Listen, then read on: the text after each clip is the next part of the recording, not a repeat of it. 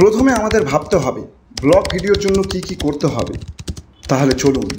আমি আপনাদের হোস্ট এবং দোস্ত কেশব, আপনারা দেখছেন শর্ট ওয়ান জ্ঞান চ্যানেল। যন্ত্রাংশ। আমাদের প্রথমে কি যন্ত্রাংশ রেডি করতে হবে। আমাদের মনে মনে একটা ডাউট চলে, আমার তো ক্যামেরা নেই, কম্পিউটার নেই, গোপ্রো নেই, কেমন করে ভালো ব্লগার হব? তাহলে আমার টিপসগুলো ফলো করতে পারেন। নাম্বার 1, একটা সাধারণ স্মার্টফোন। নাম্বার 2, যদি মাইক ব্যবহার করেন তাহলে মাইক, না হলে বাদ দিন। নাম্বার 3, স্ট্যান্ড যদি থাকে, না হলে বাদ দিন। দেখুন, নিজের ফোন দিয়ে করলে কি হয়, আপনি যেখানে খুশি সেখানে ফোন বের করে ব্লগ ভিডিও শ্যুট করতে পারবেন।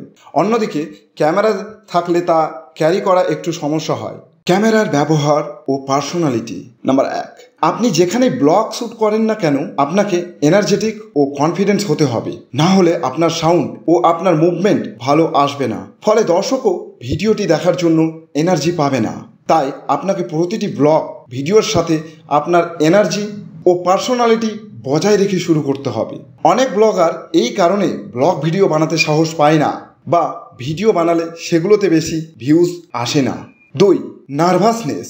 অনেকে কথা বলার সময় নার্ভাস হয়ে পড়ে। কিছুক্ষণ কথা বলার পরে মাথায় আসে না কি বলবে। হয়তো নিজের জায়গায় সে ভালো মতো করে কথা বলতে পারে, কিন্তু নতুন জায়গায় গেলে কথা বলতে নার্ভাস হয়ে যায়। 3, লজ্জা। প্রথমে একটু লজ্জা লাগবে, তবে নিজেকে এই লজ্জা কাটিয়ে তুলতে হবে। কে কি বলল, কে কি বলবে, কে কি ভাববে, এইসব কথা মাথায় আনলে চলবে না। এটি আপনার একটি প্রফেশনাল কাজ, এটি ভেবে আপনাকে কাজ করে যেতে হবে। টপিক।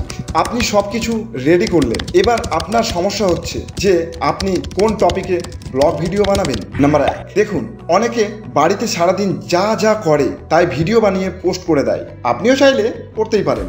আর আমার কথা ধরে ব্লগ ভিডিও বানাতে চাইলে আপনি সেখানেই ব্লগ ভিডিও বানান যেখানে পপুলার কিছু জায়গা, মন্দির, মার্কেট বা অন্য কিছু আছে, তাহলে আপনার ভিডিওটির ভিউয়ার্স অনেক দূর ছড়াবে। 2, ট্রেন্ডিং ভিডিও।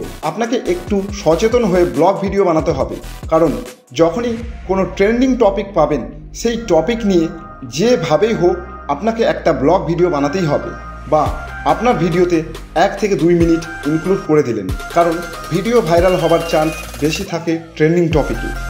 শর্ট। যখন আপনি ভিডিও শ্যুট করছেন তখন মাঝে মাঝে সিনেমেটিক শর্ট অবশ্যই নিতে হবে। এডিটিং।